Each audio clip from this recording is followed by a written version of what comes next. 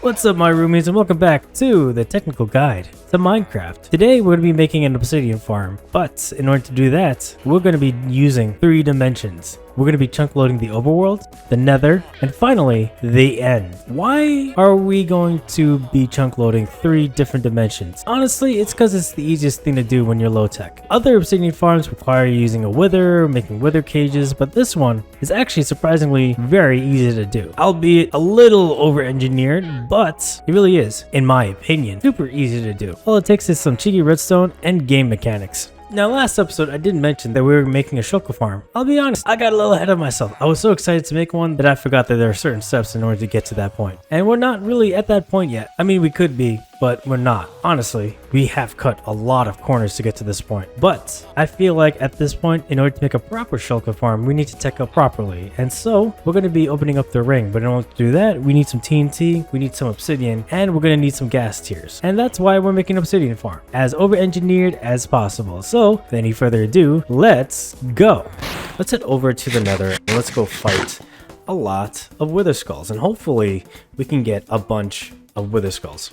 Now, the chances of getting wither skulls is actually remarkably low. It's like 2.5 or up to, I think, 7.5 with a looting 3 sword. Now, and thankfully, we do have a looting 3 sword. We could change this to a smite 5 just to beat wither skulls easier, but we also have blazes to take care of. I mean, it's really your call whether or not you want to put smite, but for now, I'm just going to keep sharpness on. So, let's get started. In future, we will make a blaze farm as well. I'm sure there are blaze spawners in this fortress anyway, but for now, I'm not really too concerned about making it. Right now, I just need the wither skull. And this place is suboptimal in order to get wither skulls because it's not in the Soul Sand Valley, but honestly, it's fine because in the end of the day, like, another fortress and another fortress, it'll always spawn wither skulls. So, yeah, let's, oh, yeah, there you go. Blaze spawner right there. Ow, ow.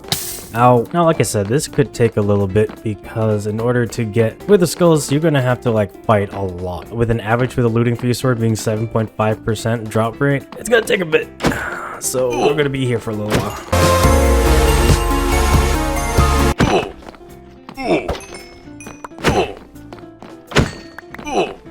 There's a bunch of wither skeletons here. Let's hope one of them drops a wither skull. Come on. Nope. Okay, well, that's fine.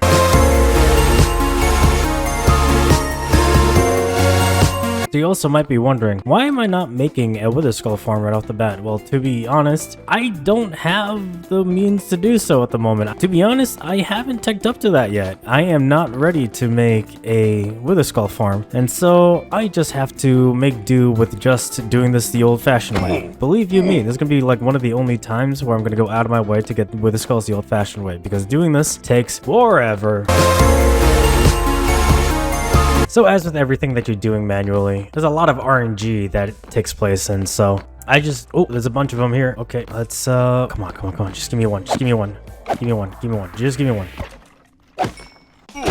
Yo! Yes! Oh my goodness, those 2 dropped 2 wither skeleton skulls. Oh man, after like 3 hours of doing this, finally getting 2 of them. Oh my goodness. So, now I just need 1 more. So as I was saying before, the wither skulls, and I double checked this on the Minecraft wiki, there's a 5.5% chance that it'll drop a wither skull.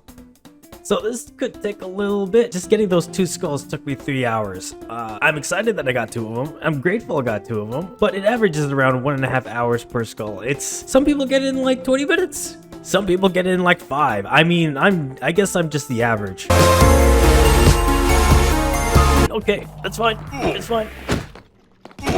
Oh, that one dropped the skull. Okay, grabbing this. No, screw this. I'm going home. I got my skulls. I'm getting out. I don't care.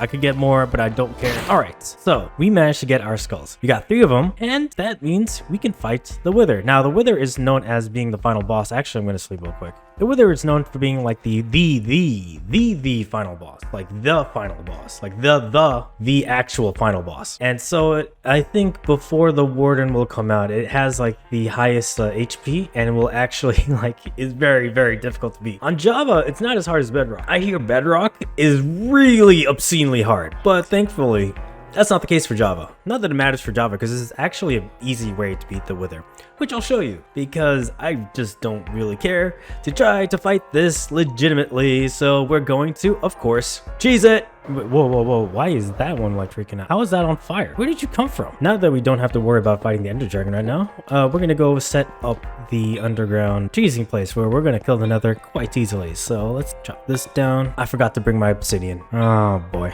Okay, I'm back. Where did I put my obsidian? I need to organize this. I've said this for the past 6 episodes, and mind you, we've only had 6 so far, not including this one that we're actually watching right now. But come on. Now what we're gonna do is mine out the bottommost area of this thing.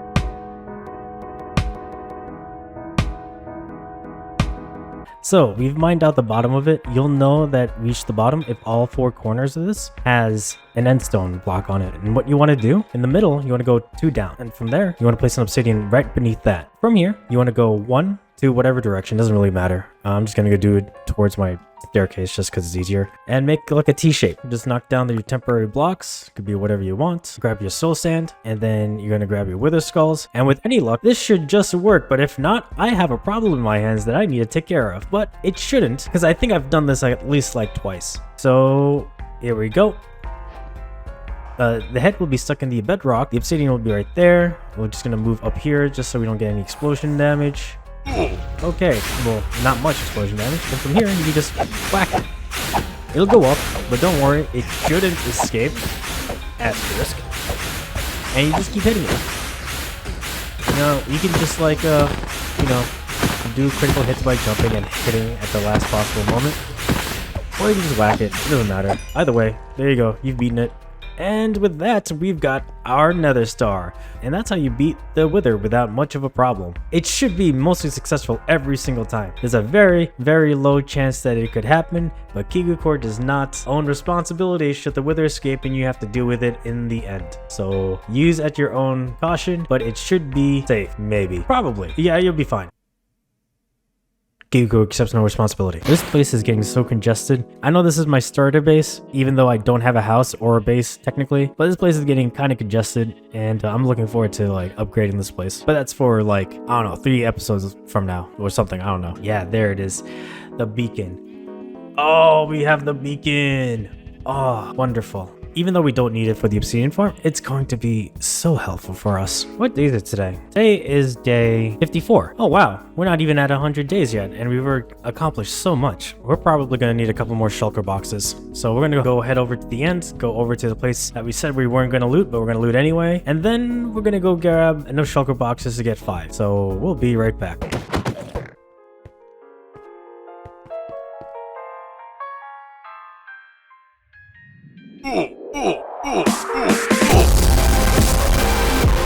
Oh, I forgot to put my elytra on, so I lost my elytra. I lost my elytra. I lost my elytra. I lost my elytra. I lost everything. I lost shulker shells.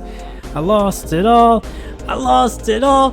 What? It's been a day since the last time I played this game. So this episode is definitely gonna come out late. It broke my heart to have lost everything. Like, not even a little thing. I did lose everything, which means I have to go back to the end. Go find an elytra.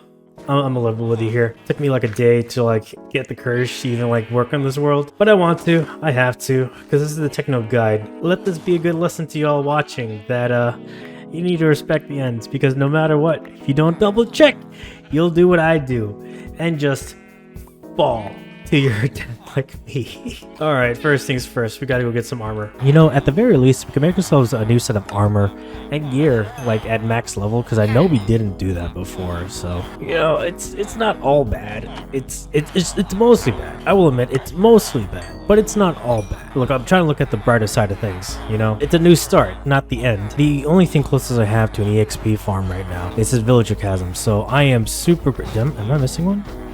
No, okay, cool. The only thing missing right now is having a dedicated EXP farm, but honestly, it's fine.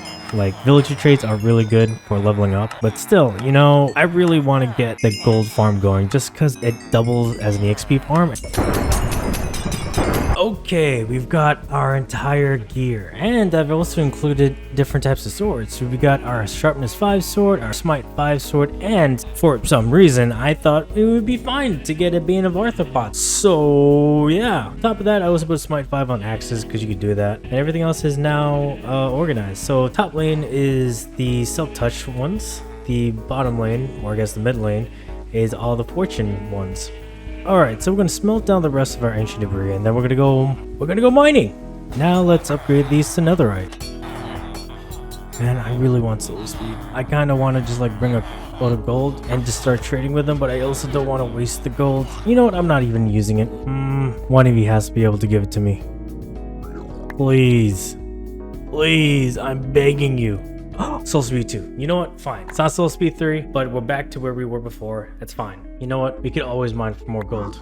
We could always mine for gold. There's no need to be stingy. Soul Speed 2. Okay, we got Soul Speed 3. Let's go. There it is. Oh, you love to see it. Oh, we're back.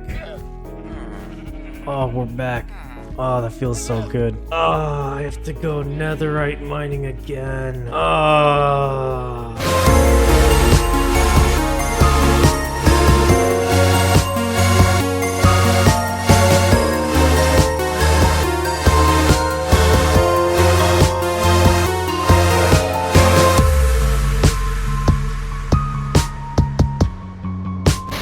We've got 43 ancient debris, which means we need to get at least 43 of these nether gold blocks. So let's go collect some of these. The good thing about nether gold is that they come plentiful in the nether, and if you get them with silk touch, if you smelt them directly as the block themselves, you come out with one nether ingot. Now the question is, how come we're not fortunate? It's found that if you silk touch the nether gold, you'll actually get more gold out of it than you would if you use fortune, because fortune, there's a random chance, and even though there's a potential for a higher yield from mining with a fortune pickaxe, you actually get a consistently higher number of gold if you just silk touch them, and that's why we are silk touching nether gold at the moment. And we have one left over. Wonderful. Okay, touch this. Okay, this is actually a good time to show this. So whenever you're bridging, you want to bring logs. The reason why is that they turn into 4 planks, and then afterwards you could craft them again to make them into slabs. And three planks equals 6 slabs, so 1 log equals 6 slabs and some change. Oh my gosh, an end city. Oh, but it's not an elytra end city. Well, at the very least, we can get some more shulker boxes. It's not the worst thing in the world, but it's just honestly not ideal. It just occurred to me right now, right? It just occurred to me that I could have just used that end city that we were just at as a shulker farm, because it was right outside of an end gateway, and it met all the requirements that I wanted to do. But I didn't, because I wasn't thinking. I was just so dead set on finding elytra that I ended up just forgetting that that was the overall goal. So I guess we're here now. You have no idea how hard I'm like holding down the shift button, by the way. It is so nerve-wracking. Oh! Oh! Oh! Oh! Yes! Found it! We found... Oh. Oh. Oh. I found the original one. Oh.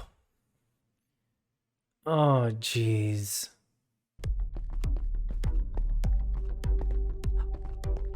Oh. Oh. Oh, thank goodness. There's another one right there. Oh. The city isn't as big as the other one, but you know what? I'll take it. I'll take it. I'll take it. I'll take it. And we're back. Hello, gorgeous. Oh, it's so nice to see you again. I don't actually have rockets on me, so that's not a great thing, but at the very least, we have more shulker boxes. Not as many as I'd like, but definitely a lot more. This I could start. This I could work with. Now we're gonna take our route all the way back to where we started. And here we go. In order to create an obsidian farm, a very crude obsidian farm that doesn't require wither, what we're going to need to do is stage this area. Now, here's the thing. Oh, I just realized I had my F3 screen on this entire time. My bad. So here's the thing. Whenever an item or an entity goes through the end portal, this obsidian floor refreshes. And so we're going to exploit that. We're going to keep our elytra on just in case. Again, our platform is right over the void. It's not my ideal setup, but you know, we just got to roll with what we got. So we want to make like a 6x5 area with a 5x5 area being right underneath the obsidian place. Going to grab our shulkers and we're going to position them so that they are right in front. And to be on the safe side, we're going to create like a platform around this area. So 1 second. I made way too many slabs, but you know what? It's fine. It's fine. It's fine. We have slabs to spare. And then we're going to make a spawn-proofed area just for us. Ooh, that was bad. Ooh, that could have been really bad. Okay, now that we made the platform, let's get our hoppers real quick. So this is how you want to position this. You want to have each of these hoppers pointing into each respective shulkers, and then on the last one, point it down and have each one of them pointing into this one. Now the reason why is because how hoppers work, unless they're locked, they want to go down before they go left. And so this shulker box will fill up before going to the next one. And once this fills up, the hopper will go to the next one, go down, go into the next shulker, and then this one fills, and then this one fills, and so on and so forth. And then from here, we want to point all the hoppers into a line that goes into the last row. So kind of like a zigzag formation, and we're gonna need more hoppers. And with that, we have our hopper line to collect and distribute the hoppers in a left to right formation, starting from the left, filling up, and going to the right until it is all completely filled. So the next question someone might be asking is, why did we need the beacon? Well, the short answer is obsidian is hard to mine even with an efficiency 5 pickaxe. And what the beacon does is that it allows us to mine the obsidian much faster. So we're going to extend this platform out to compensate for the size of the beacon. We're going to grab our iron blocks and then we're going to begin marking off a 9x9 area. So this should be 9. 1, 2, 3, 4, 5, 6, 7, 8, 9. 1, 2, 3, 4, 5, 6, 7, 8, 9. All right, let's start building around this area. Okay, grab our iron blocks, and on the bottom, we're gonna do 9, and then we're gonna progressively go from 9x9, 7x7, 5x5, and finally 3x3. So let's quickly just do this. Okay.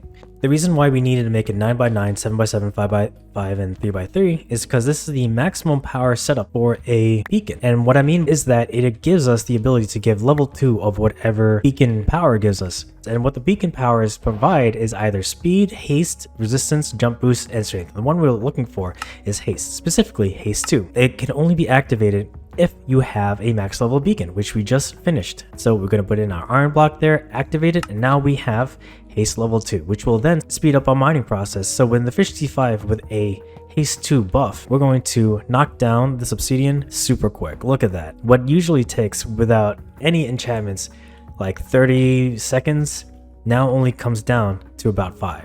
1, 2, 3, not even, more like 3 seconds. We've now set this up. Now, how are we going to continuously make this keep respawning more and more obsidian? This is where chunk loaders come in. So before, when we were talking about the ancient debris mining, I talked about chunks. Now chunks are a 16x16 area in which Minecraft sees as a single chunk. And that's what these borders are. What a chunk loader does is that it continuously loads in a specific chunk over and over again in a way that Minecraft really wasn't supposed to do, but you can do with certain techniques. So we're going to go back into the overworld. Oh, and before we continue on, we're going to spawn proof this area just in case, because I don't want Enderman to come and just like push us off by accident. So I'm just going to go ahead and just do this.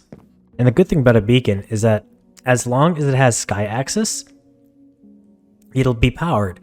But in addition to that, slabs, trapdoors, anything like that, something that is not a complete solid block like glass or whatever, you can put on top and it'll still stay as powered. So this is now spawn proof, but also allows for beacon power as well.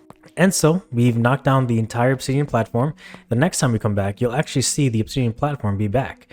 And that's the kind of game mechanics that we're going to try to explore. Okay, and we're back. So let's eat real quick because I just realized that my person is starving. Now in order to do this, we're going to need to prepare a couple of redstone tools. So one moment. So while we're here, we're going to empty out all the shulker boxes as well so that we could free up some for future projects. In a separate shulker box, we're going to start loading this up with redstone components. We're going to be using a lot more redstone later, and so having a shulker box dedicated to having all the different kinds of shulker components that we could possibly use will be important for us. So I'm going to start looking that up, but for now, we're going to load it up with things that we're going to use for the obsidian farm. Oh, I forgot. Oh, man, I forgot my... Man, I really need to check my stuff. Like, you think I'd learned the first time when I died not having quit my elytra. I forgot my ender chest. Like, come on, me. Be better. I know I'm better than this. Oh, nice. I landed inside the stronghold room. Thank you, game. There we go. Now that's all the way to the roof. Perfect. Alright, so in order to break bedrock, you need to place your obsidian next to your target. So in this case, it's a slab. That right here, but two of them. Where the slab was, put down the piston. Top of that, put down a TNT. And on the other side, put down another TNT. On the bottom obsidian, you're going to put down a trapdoor. From here, you want to put a lever right on top of the TNT. When you activate it, you're going to come over here, and then you want to aim for around the halfway, the center point of this other piston with a different piston. Doesn't really matter what kind of piston it is, it just needs to be a piston. So it could be a sticky piston or a regular piston. They both work. So we're gonna activate it, go on the other side, and then we're gonna smash place down with this piston. So what we can do here, in order to click as fast as possible, we can use the F3T to keep right click on. Be careful not to move our mouse, and then one full swoop, click. Over here. Boom! And you know it's and you know it worked if the piston is looking the same direction as you placed it. So in this case it's looking up because you placed it up. And if once we destroy this, boom, perfect. Now we're looking straight down. Now this might be a bit much, but I like to slab over the trapdoor just in case there is a chance for enemies to like spawn on top. They shouldn't be because this isn't a spawnable area thanks to the ladders, but you know, you never know, just in case. But we're gonna just try our luck and just dig straight down. Okay, cool. That could have been a lot worse. Oh wow, we're here already. Nice. Okay, so we're gonna move up to Y level 5. We're gonna climb up with ladders. Go find out the exact points of the Nether Portal, because I've completely forgotten, and set it from there.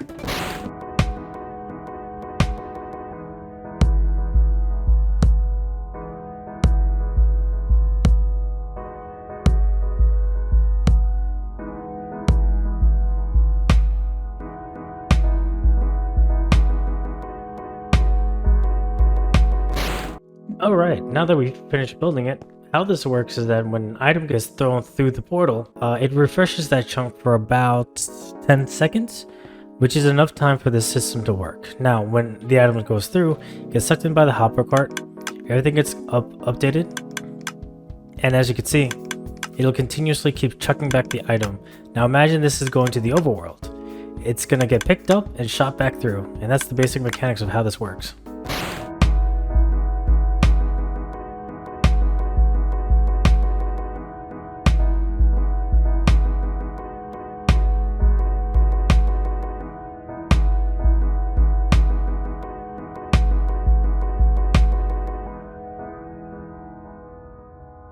Okay, with that, we're going to light this portal up, and now it should be synced. So we're going to throw one of these over, and then close it off. And then if we hear clicks, then we know it worked. Yeet! Aha! And that is a sign that it's working. So now this chunk is loaded.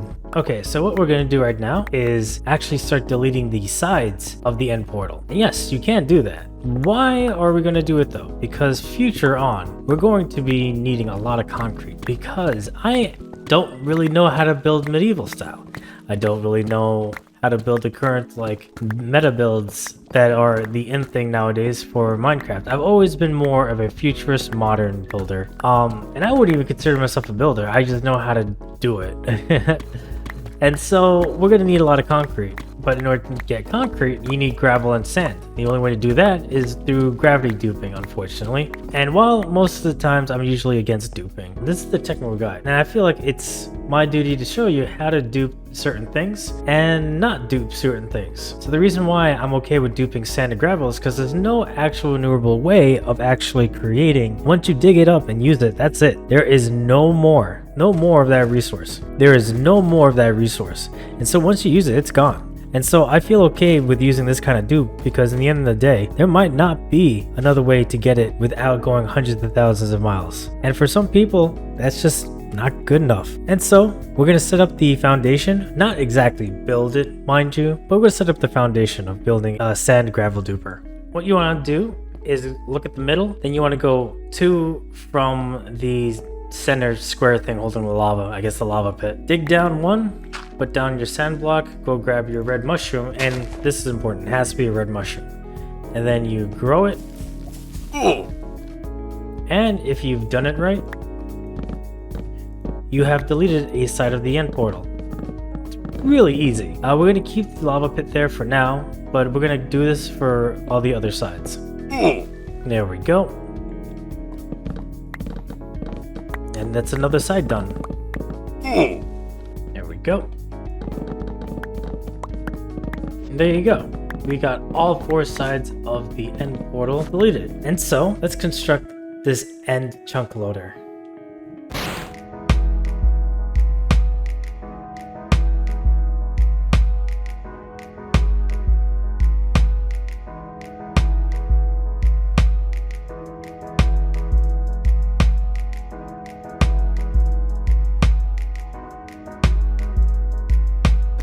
How this basically works is that whenever one of these powers down, because they're out of items, it'll push the redstone block, thus enabling the hopper to move. The hopper will then dispense into the next hopper next to it, and since the other one is locked, it'll go into the other dispenser and it'll keep rotating like a clock.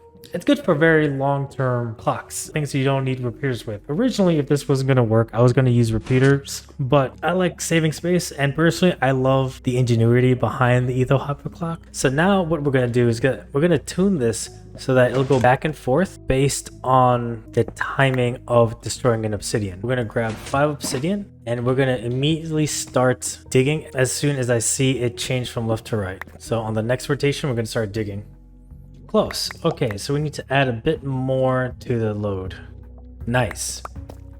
And it'll give a little bit of wiggle room. Sometimes the etho hopper clock will actually dispense faster or slower on certain rotations, so having a bit of a buffer is always a good thing.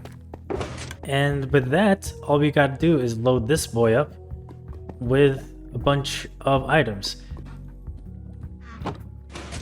Okay, and let's just start mining, and it'll auto refresh. As you saw, it auto refreshed. Now let's see if our timing just worked.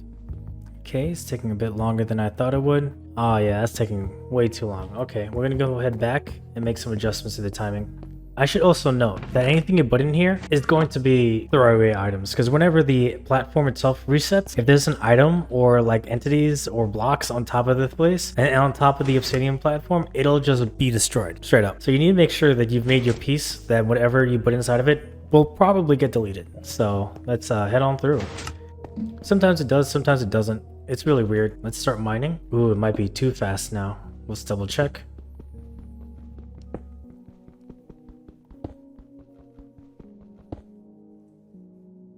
Oh no, that's acceptable timings.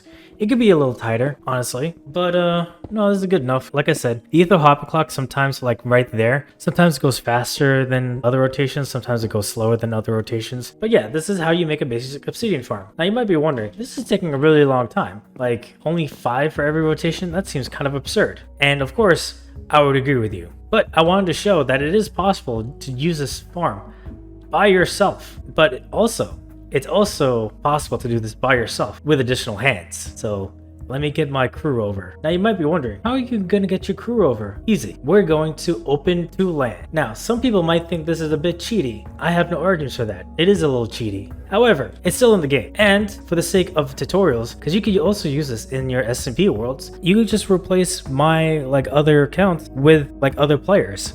that can help do this with you. And for the sake of tutorial guides, it's actually quite important to know, 1, how to open a land, and 2, to show that this is compatible with SMPs. In fact, it's designed more so for SMPs than it is for single player. How to open up to land is you press the button open to land. Now of course we're going to leave cheats off. You don't want to mess with cheats, never want to play with cheats. So we'll start up the land world. We got our entire crew together. So what you want to do with your alt account is position them in front of a designated spot. So we're going to put you over here at the last spot. So we're going to put you over here in the last spot, put you over here on the second to last spot, and so on and so forth until you can get all the spots that you can get. And of course, my spot will be the last spot. But before we do that, we got to make sure that each one of our people is equipped. And yeah, there you go. A 3-dimension chunk loader, all for the sake of getting as much obsidian and mass produced as possible. So instead of having to put down from our lava farm to the water, we can just use game mechanics to make it do it for us. And so yeah, that's how you make an obsidian farm. Well, my roomies, that's it for this episode. Thank you so much for watching. If you enjoyed, please hit that like button. Subscribe to see what's in store for next time. And until then, I've been your number one, your most humble host, King Roomie. Bye-bye.